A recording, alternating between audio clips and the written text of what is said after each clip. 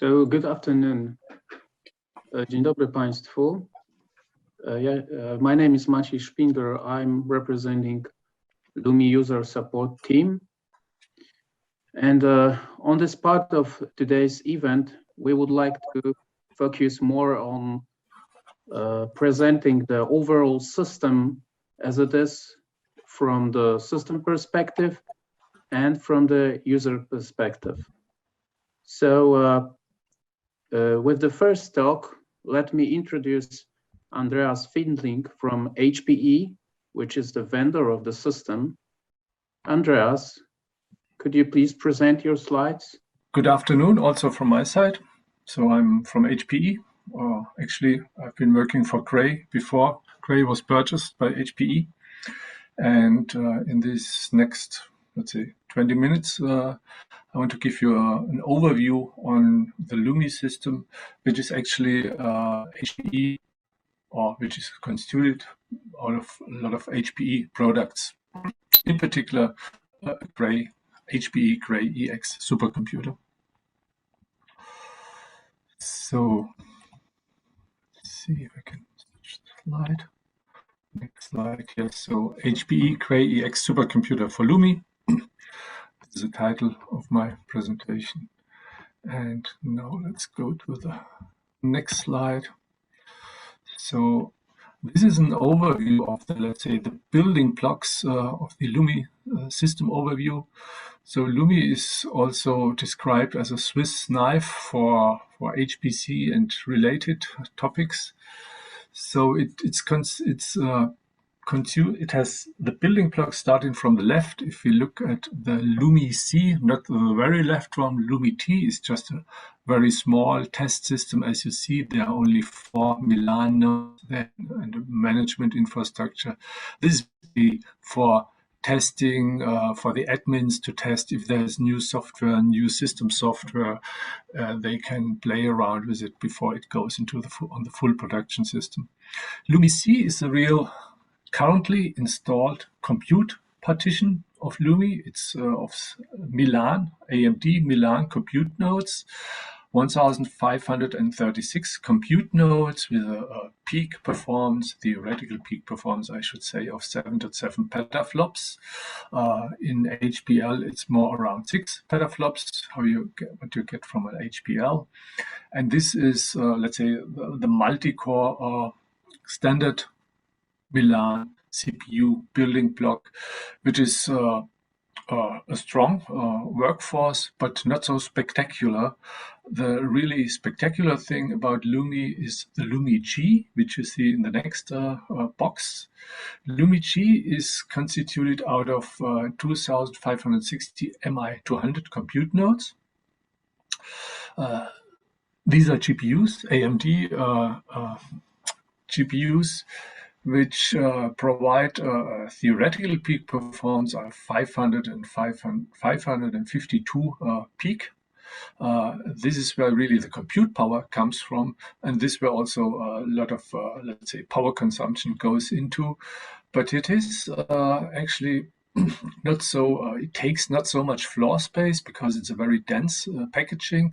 Also, the power relative to the performance is also relatively low. But of course, if you want to take real benefit out of what LUMI delivers, you need to be able to use and to program for those GPU nodes. The next column, so I will give you a little bit more details on these compute nodes later. So the next column is LUMI M, D, and L.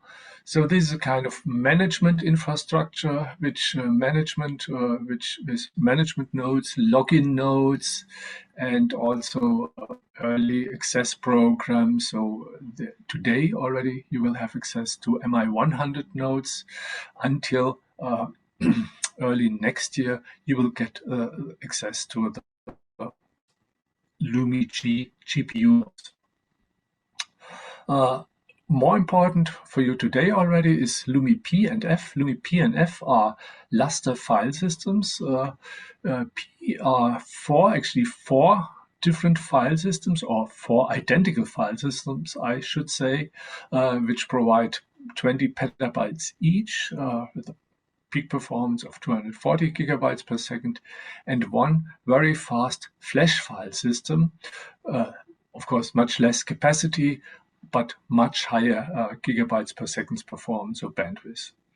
So these are really important building blocks in terms of storage, providing you fast storage, LUMI F, and more capacity like storage, LUMI P.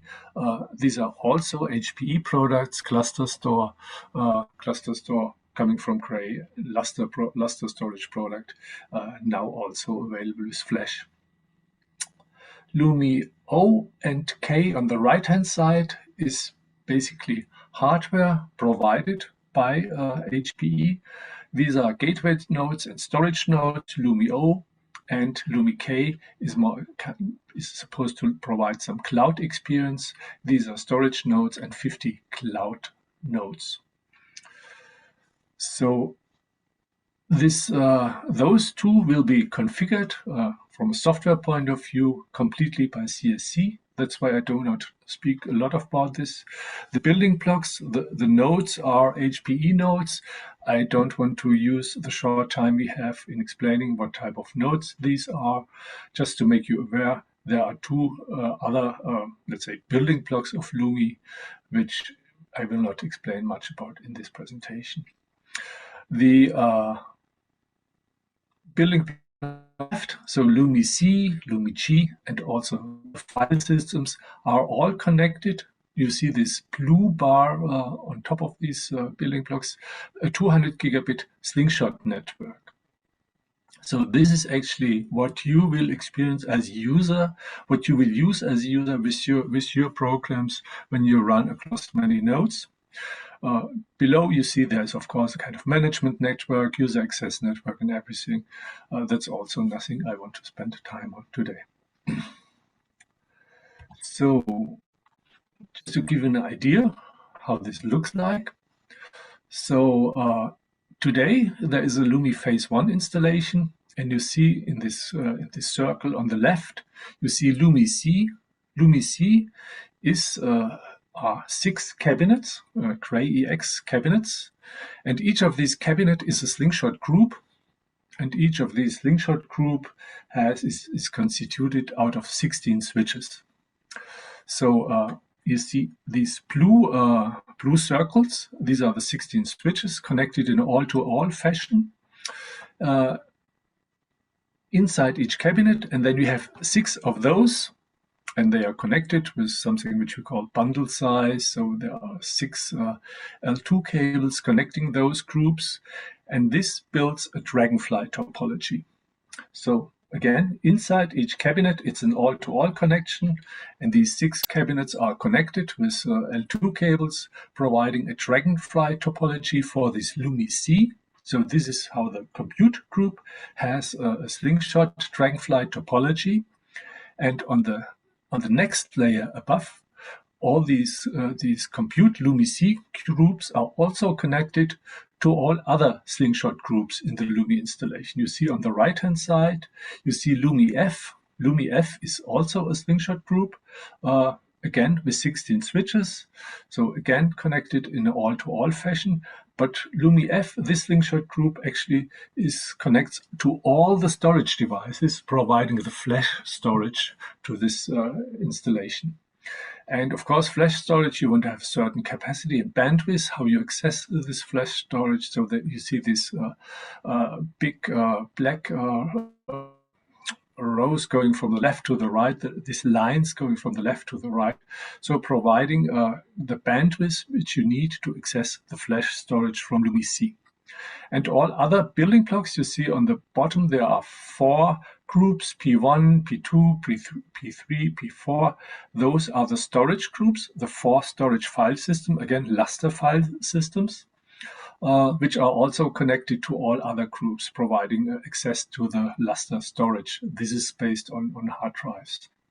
Management, the other group in the middle, on the top, is LUMI M, is an 8-switch storage group, and there is this EAP group.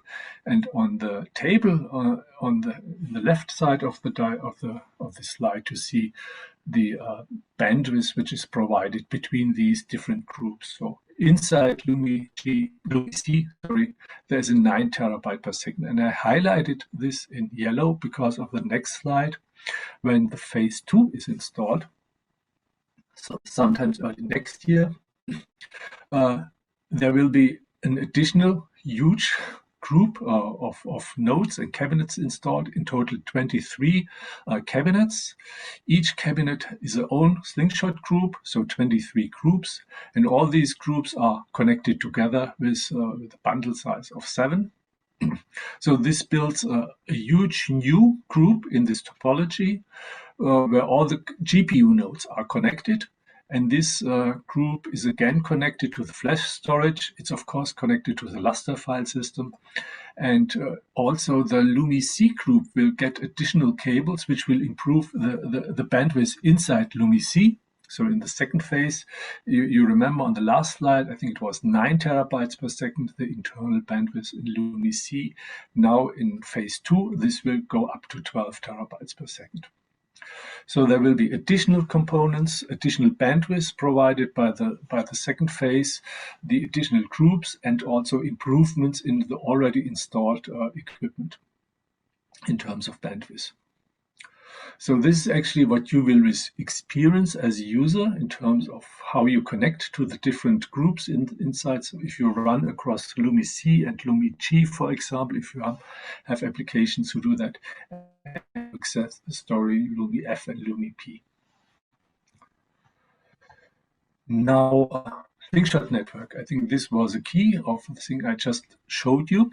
So Slingshot is actually a network developed by Cray. It's an eighth generation of a high-speed network or high-performance network, coming with low tail latency, I should say. It's a HPC network, so it's efficient for small and large payloads. And it offers features which in particular support MPI performance on this network. So this is what you expect from a HPC interconnect. But what is really new and what really makes this whole thing really different to what was HPC before, this is the Ethernet network.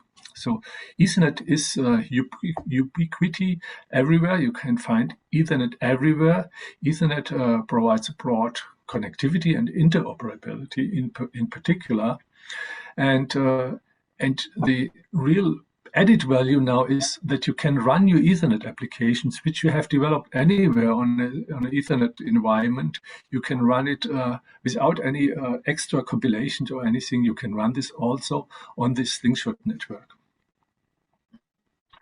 And there are not only so Slingshot does not only combine these two worlds together, there's also a number of powerful innovations.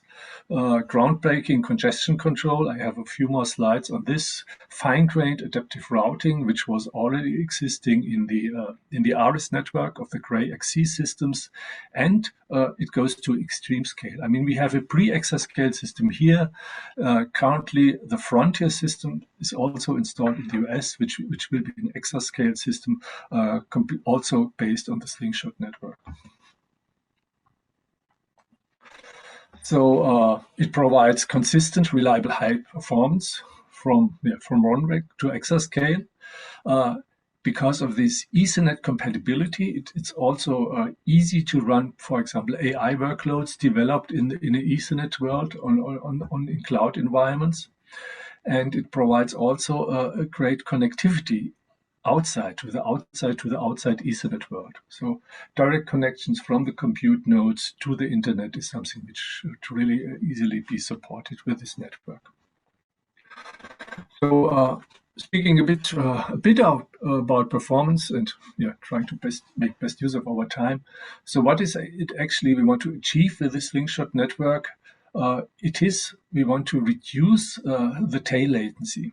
So usual MPI application is a mixture of computation and communication.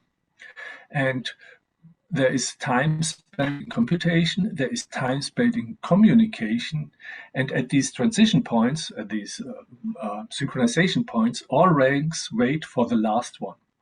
And this is how we define latency it's a tail latency until the last message arrives before the whole computation part computation part can start again. So our target is actually to minimize not a theoretical ping pong latency, but actually to minimize the real production tail latency, which makes applications wait and slow in terms of this tail latency while waiting until the last rank arrives. So this requires the best bandwidth and the best low tail latency to really get the best in production load out of this.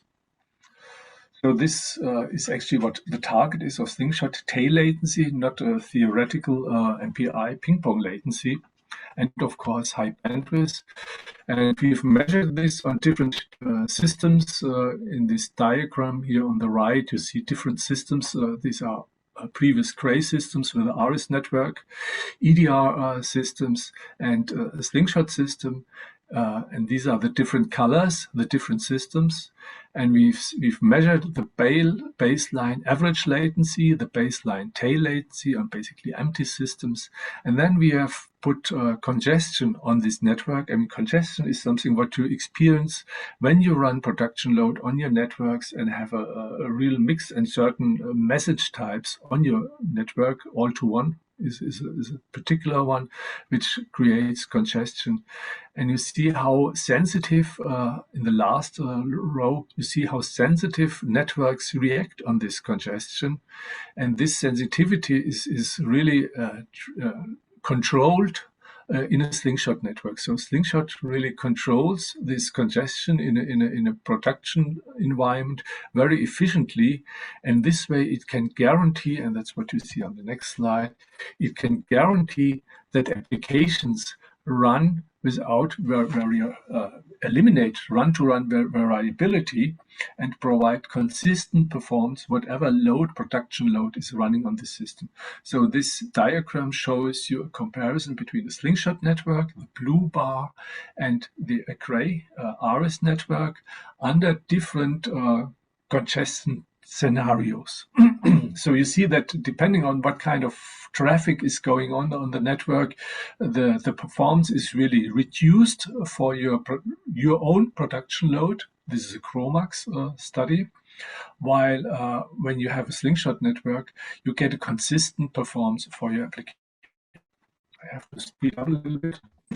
So it should give you an idea how this looks like. This is an RS, this is a slingshot switch on the left, which is what you see. You see, of course, the ports, but you also see the cold plate cooling. So everything is direct liquid cooled on these plates. It's a 200 gigabit switch, which is 64 ports actually provided here. You see 32, but these are DD ports. So every port provides basically 2 links. So you get 64 links eventually. And on the right-hand side, you see this all-to-all topology and the number of downlinks, uplinks, and crosslinks in this network. One picture about the compute plates. On the right-hand side, you see the two sockets, 2 AMD Milan processors are on a compute plate. You see the connection with the slingshot network above, this arrow on the above. You see the storage, 8 channels. And on one plate, there are 4 compute nodes, all direct liquid cooled. The GPU plates, there are 2 nodes on a GPU plate. Again, everything direct liquid cooled. On the right-hand side, you see in this on this plate, each GPU is directly connected to the slingshot network. So a node has 4 slingshot connections, each GPU directly connected to the slingshot, not via the CPU, but directly from the GPU into the network. This is one thing which is remarkable about this node. The second thing, which is very remarkable, is that the communication between the CPU and GPU is based on AMD Infinity Fabric, which provides actually to the users a coherent memory access across the node. So the HBM memory of the GPUs as well as the DDR memory are all in one coherent address space. This gives you a completely new possibility how you program your applications and your workload, sharing actually data between GPUs and the CPU. This is an outstanding feature. This is unique for HPE. This will be unique for installations which have these nodes, these GPU plates from AMD. And yeah, that's something I hope you will experience very new world entering. This actually will be the future, how future GPU nodes will look like. And you are one of the first who actually can use and access this. So physically, these plates go into these chassis. These chassis are actually just empty chassis with holes in the back, but these holes are something very helpful because they connect directly the switch plates and the compute plates. There's no cabling, which makes the whole thing very effective in terms of message transmission, but also in terms of cabling. The whole thing looks pretty neat and well organized. On the right-hand side, you see, of course, we provide direct liquid cooling. We need cooling manifolds for these cabinets. And eventually, you see on the right-hand side, 4 of these cabinets are connected and cooled by one heat exchanger, CDU, how it's called. You see that the compute plates go into these chassis from the front, then there are the cooling manifolds, and from the back, the switch plates are inserted, again, with cooling manifolds, and there's cooling liquid provided from the top with pipes going into the plates, going out to the plates and back to the CDU. So everything is 100% liquid cooled. There are up to 256 compute nodes in such a cabinet, or 128 GPU nodes.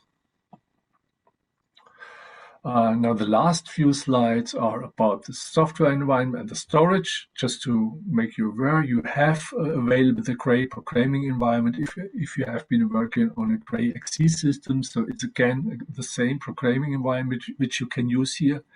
You have a choice of bare metal management workload managers. It could be Slurm, could be PBS. You can also have Kubernetes to run a partition of the compute nodes with Kubernetes directly. There's a new Cray system management, in particular developed for these systems, and we use the Cray operating system on the compute nodes, something which you probably know from an XC system. So Cray programming environment provides the whole toolset you need to optimize, to compile, and to build applications. So it provides the compilers, it provides the debugging tools. It's available on all kind of platforms, on the GPU nodes as well as on the CPU nodes, and it supports all the kind of programming languages and paradigms like MPI, of course, OpenMP, OpenACC, and it also is compatible with ROCm, which you need to compile to run or program for the AMD GPUs. Cray operating system on the compute nodes is SUSE based. It provides a number of extensions to standard SUSE, to some kernel modifications, file system support for the Lustre, reliability and node health features, support all kind of ISV applications. If you have running ISV applications, go to your support, actually support it on the Slingshot network. It runs really directly, should really run out of the box, and if not, you should get help to get this running. And there is power management to make the system really efficient. Sorry, I have to speed up. Okay, I've mentioned this before. It's a Kubernetes partition. It's a Slingshot. It's a Slurm partition on these nodes with containers. And just the last slide about or last 2 slides about the storage. We have this 2 worlds of machine learning and modeling and simulation, which very particular different characteristics, each requiring a different characteristics from the file system. And what we have managed with the cluster file system, which we provide, that we can really support both with the flash storage storage and with the hard drive-based E1000 devices, there is these type of storage controllers which can take 24 SSD NVMe drives. And with these storage controllers, we built either a flash file system or we built a hard drive-based raster file system. Providing you the bandwidth and performance I've shown you before. And sorry for the rush through these slides, but this was also my last slide, giving you a quick overview of the building blocks of the LUMI system.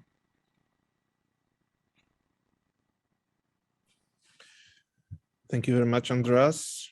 Do we have any questions on the from the attendees? If so, please put them. Oh, I see my camera is wrongly set.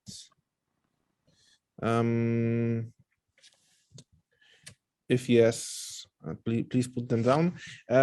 If not, maybe you can comment a little bit more about the liquid cooling feature of the system and why is it important, why it might be important for the future releases of the next generation accelerators and CPUs, and in general about the data center, I mean, location of such systems in the northern part of the hemisphere. Yes, I mean, there are two objectives, of course. One thing is, first of all, to cool devices which come with a very high TDP, so thermal design point. In particular, the AMD GPUs have a thermal design point which is above the 500 watt each GPU. So if you imagine that you have 4 500 watt GPUs in a node, you can imagine that a node itself already generates quite a bit of heat, which has cooled. So first of all, efficient cooling of these devices to assure that they work productive all the time. This is one objective. The second objective, of course, is to be environment friendly, and this is achieved if you can run the cooling with particular warm temperatures and reuse the heat which is generated by the GPUs. So this is a very important objective, not only in the Nordics, everywhere in Europe. Data centers try to reuse the heat generated out of this IT equipment and use it for heating or other purposes, and making those installations more environment friendly. Yes, I can confirm this. This is also which we use in CypherNet, even though the scale is obviously smaller. Okay, we have a question.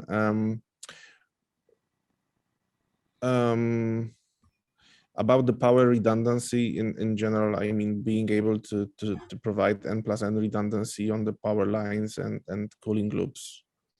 So the question is, I guess, about such systems being more enterprise and more resilient to failures. So there is, of course, redundancy in terms of the power. So I didn't show it in such detail, but the PDUs, there are redundant PDUs, and the power supplies in these cabinets are power converters are all built in an n+1 redundancy. So there is redundancy. For the CDUs, everything which is in the CDU is actually, if you see one CDU, you can imagine that you see everything which is in a CDU is duplicated. So a CDU provides complete redundancy on its own. Okay, and in terms of influence of the basic infrastructure in maintenance, I mean, are you able to provide non-disruptive maintenance operations to this system, to this platform? That's the follow-up question. Yeah, I mean, there's probably also a bit, actually, I have to admit that I don't know the particularities of the data center where this system is installed. But if there has to be some redundancy on the infrastructure provided in the data center to assure complete sure that also during maintenance work the GPUs can be kept up and running. Yeah, that's more a data center question, and I have to admit that I don't have the whole background on how the data center is built here. Okay, so maybe if this is an interesting topic for the people, for the person asking the question, just please write us an email and we will get in touch with the right people from CSC and with support from HP. We will be able to provide a detailed answer. Another question is about SLES. I mean, SUSE. Why not SUSE? Why SUSE? Why not Red Hat? And are you able to put your own operating system on the nodes? Yes. So first of all, Singularity is fully supported. So if you have a certain choice of other operating system, the first recommendation is to run it in a container. So containerized environment is fully supported. So please go ahead and use Singularity for that. Why SLES? SLES definitely comes from the history of a Cray operating system. So the HPE Cray OS is based on SUSE. There are a number of reasons why SUSE was selected by Cray, and these reasons are still valid. So it provides a good support, good infrastructure for this HPC and all the tunings which we have in particular for this HPC nodes. And as an outlook, of course, I can say that the future of such systems, actually, it's definitely under consideration to make it flexible in a way that also customers can run a Red Hat operating system on compute nodes. This is nothing which is a topic here for LUMI, but as a general product information, I can confirm that also other operating systems will be supported on these compute nodes in the future. But for your particular usage of LUMI, you should look into run your operating system in a Singularity container. Okay, maybe to add to your response, some time ago I had some discussions with Cray, and at that point in time, the advantage of going SUSE instead of HEL was the ability to modify the kernel and still sustain support for the operating system, right? This is something which was not really welcomed from Red Hat at that point in time. Okay, and we have the final question. You have mentioned that the communication time between nodes is reduced by at least 2 orders of magnitude. How the benchmark was conducted? Do you have any data to support this, and what was the environment? I don't remember having done this statement. The communication time between nodes was reduced by 2 orders of magnitude. I don't really remember having done such a statement, or in which context. Maybe if you could give me, remember me in which context I made this statement. But I mean, in terms of bandwidth, we have a 200 gigabit network. Maybe this is something which I definitely mentioned, but I think that the question might be related to the fact that to you mentioning the tail latency. I mean, okay. Yes. Okay. So what I showed exactly, I showed a diagram where on different networks we have created congestion on those networks, and on these networks we could see that the slingshot network really was almost unaffected by the additional congestion on the network, while other type of networks, by the way, also the ARIS Cray XC network, really increased quite a bit their bandwidth, or sorry, the tail latency was increased quite a bit. And that's something, there is a Gpc Net Benchmark publicly available. So you can always download this benchmark, run it on your own environment.